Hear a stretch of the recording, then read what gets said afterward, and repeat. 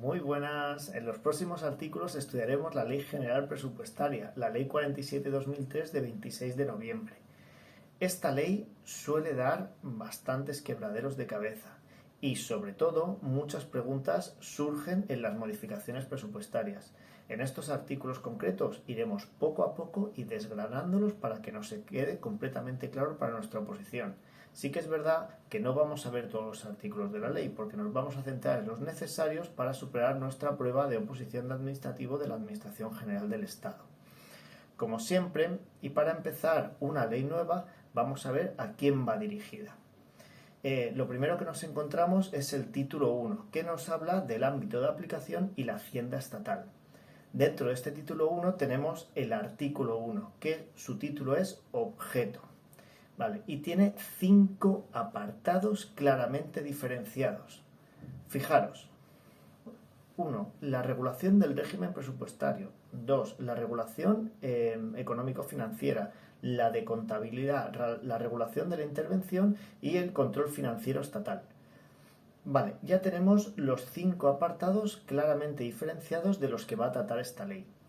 Pero, antes de continuar, tenemos que tener muy asentados unos artículos muy necesarios de la Constitución Española que nos preguntan normalmente en nuestro examen. Esos artículos son el 131.1, el 134, 135 y 136, apartado 1 y apartado 2. Así que vamos con ellos.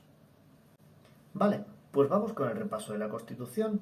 Lo primero, el artículo 131.1. ¿Qué dice? Dice que el Estado, mediante ley, podrá planificar la actividad general para atender a las necesidades colectivas, equilibrar y armonizar el desarrollo regional y sectorial y estimular el crecimiento de la renta y de la riqueza y su más justa distribución. Vale, ¿qué nos dice aquí? Pues, entre otras muchas cosas, este artículo 131.1 lo que hace es dar pie a la creación de la Ley 47/2003 de 26 de noviembre General Presupuestaria. Nos da pie a la creación de la ley que tenemos en estudio. ¿Vale? Con eso ya tenemos algo. Ahora pasamos al artículo 134. Este artículo es carne de oposición. Siempre preguntan sobre este artículo en todos sus apartados. Da mucho juego. Entonces es el típico artículo que tenemos que tener muy claro, muy estudiado y memorizado completamente. Vamos con él poco a poco. Empezamos. Primero, corresponde al Gobierno la elaboración de los presupuestos generales del Estado y a las Cortes Generales su examen, enmienda y aprobación. Vale, corresponde al Gobierno, no al Congreso, no al Senado, no a las Asambleas Legislativas, no a lo que se os ocurra, ¿vale? Y a las Cortes Generales examen, enmienda y aprobación.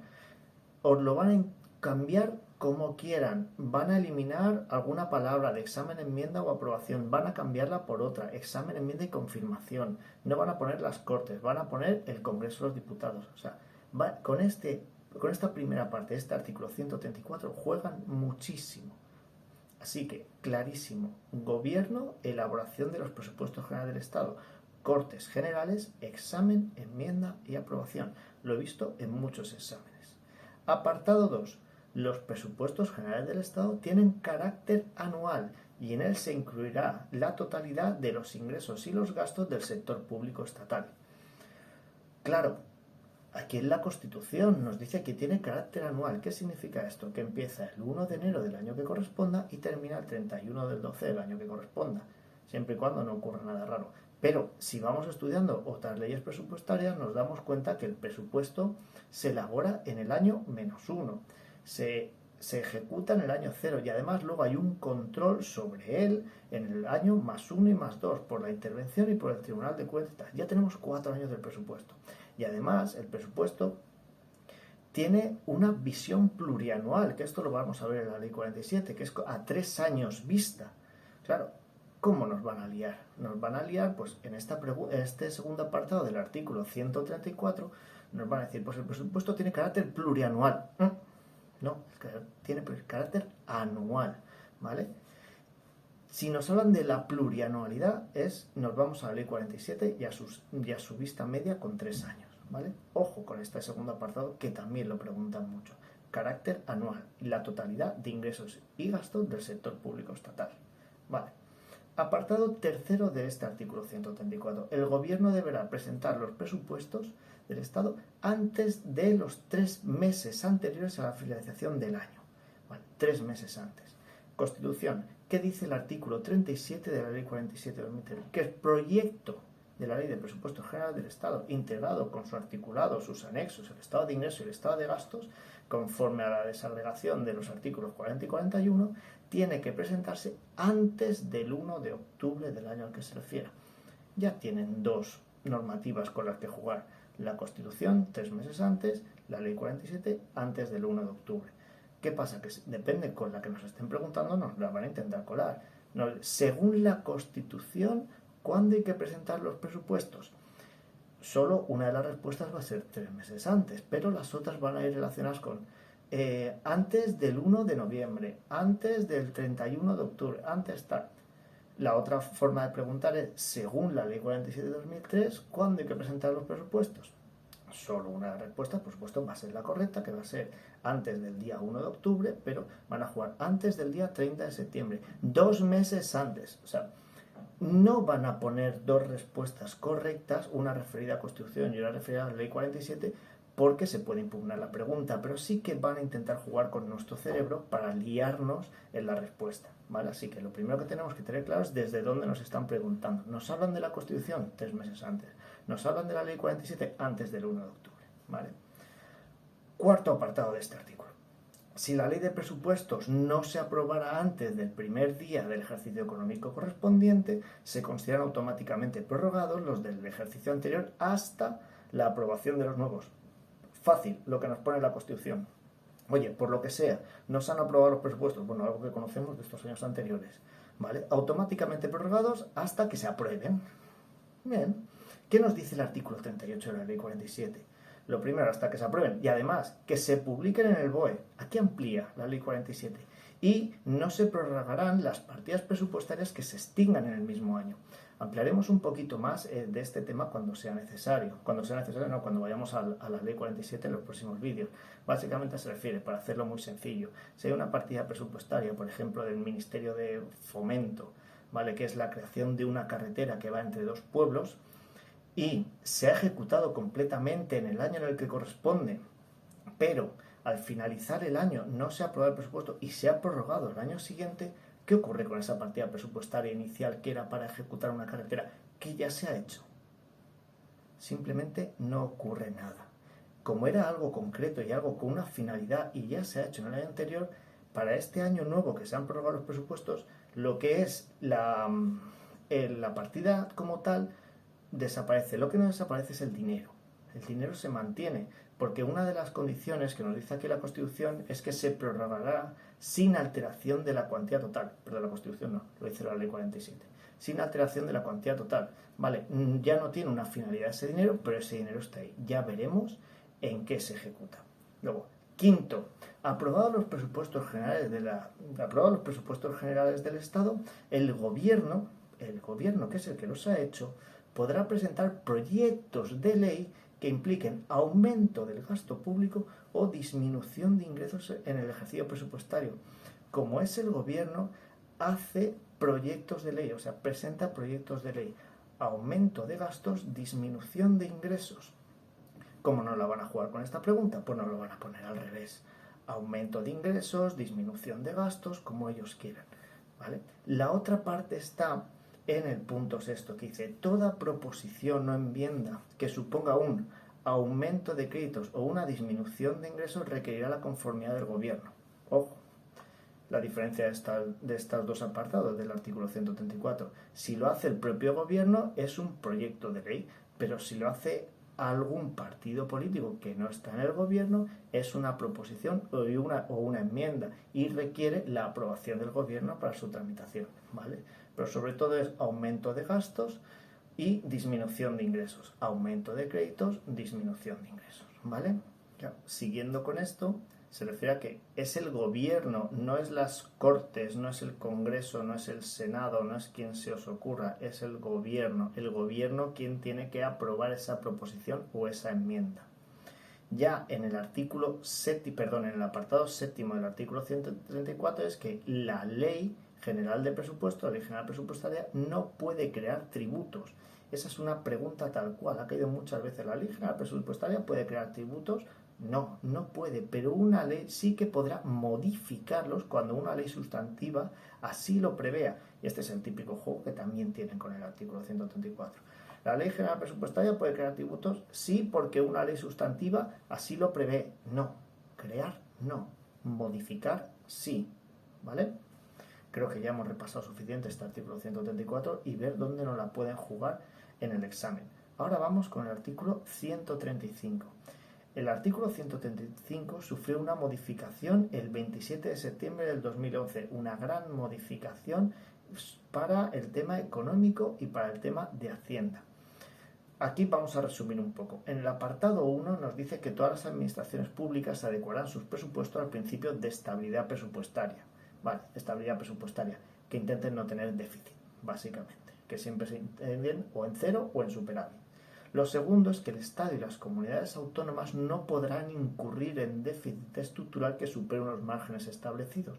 ¿Dónde están esos márgenes establecidos? En la Ley Orgánica 2/2012, que ahora veremos un poquito más de ella simplemente por el nacimiento que tiene aquí en la Constitución. Luego, el 3. El Estado y las comunidades autónomas habrán de estar autorizados por ley, ¿vale? No por Real Decreto, no por decreto, no por lo que sea, por ley, ¿vale? Para emitir deuda pública o contraer crédito. Como siempre, van a intentar jugar con las palabras contraer deuda, emitir crédito, ¿vale? Deuda pública, emitir deuda pública, contraer crédito. Me lío hasta yo, fijaros, ¿vale? Luego, en el punto 4 nos dice que los límites de déficit estructural y de deuda pública solo podrán superarse en casos de catástrofes naturales, recesión económica o situaciones de emergencia extraordinaria que se escapen al control del Estado, perjudiquen considerablemente su situación financiera y sostenibilidad económica. Pero aquí es donde viene la pregunta del examen de este apartado 4 del artículo 135, que es que toda esta catástrofe natural, toda esta deuda pública que tiene que sacarse de debajo de la manga, tiene que ser aprobada por mayoría absoluta, no simple, no lo que sea, mayoría absoluta del Congreso de los Diputados. No del gobierno, no de tal. Aquí siempre nos están haciendo vueltas con el cerebro. Mayoría absoluta del Congreso de los Diputados. En el punto 5 nos dice que habrá una ley orgánica que desarrollará estos principios. ¿Y qué ley orgánica es la que vamos a tener que estudiar más adelante? La Ley Orgánica 2/2012 del 27 de abril de estabilidad presupuestaria y sostenibilidad financiera. Nos toca para después de estos vídeos. Y ya, por último, del artículo 135, en el apartado 6, nos dice que las comunidades autónomas adoptarán las medidas necesarias para la aplicación efectiva de los principios de estabilidad. Lo mismo que al principio en el punto 1, que el Estado o la Administración Pública tendría que tener una estabilidad presupuestaria, lo mismo se pide para las comunidades autónomas. Y ya, para terminar este repaso de la Constitución, en el artículo 136 nos habla del Tribunal de Cuentas como el supremo órgano fiscalizador de las cuentas y de la gestión económica del Estado y del sector público. Dependerá de las Cortes Generales y hará examen y comprobación de la cuenta general del Estado. El Tribunal de Cuentas lo que hace es un examen externo, ¿vale? Y luego tenemos la intervención que hace un examen interno. Son los dos órganos de control de los presupuestos generales del Estado a posteriori, ¿vale? En los 2 años siguientes. Nos quedamos con esto, con el Tribunal de Cuentas como órgano supremo fiscalizador de las cuentas generales del Estado y que depende de las Cortes. Aquí terminamos el repaso de la Constitución y ya podemos volver a la Ley 47/2003. Vamos con el artículo 2 de la Ley 47/2003. En él nos dice quién forma parte del sector público estatal, que son la Administración General del Estado y el sector público institucional. Dentro del sector público institucional se encuentran los organismos públicos o dependientes de la Administración General del Estado que se clasifican en 3 grados. Ojo que aquí ha habido un añadido, más que una modificación. Los organismos autónomos, las agencias públicas empresariales y las agencias estatales. Estas últimas, las agencias estatales, es lo que se ha añadido dentro de los organismos públicos o dependientes de la AGE. Puede ser una posible pregunta de examen, por ser novedad, más que nada. Seguimos. Dentro del sector público institucional, además de esto, se encuentran las autoridades administrativas independientes, las mercantiles estatales, los consorcios y fundaciones adscritas a la AGE, los fondos sin personalidad jurídica, las universidades públicas no transferidas, ¿vale? Y las entidades gestoras y servicios comunes colaboradoras con la seguridad social. Además, en el artículo 3 nos dice que todas las entidades que acabamos de ver en el 2 se dividen en tres grandes grupos. En el sector público administrativo, sector público empresarial y sector público fundacional.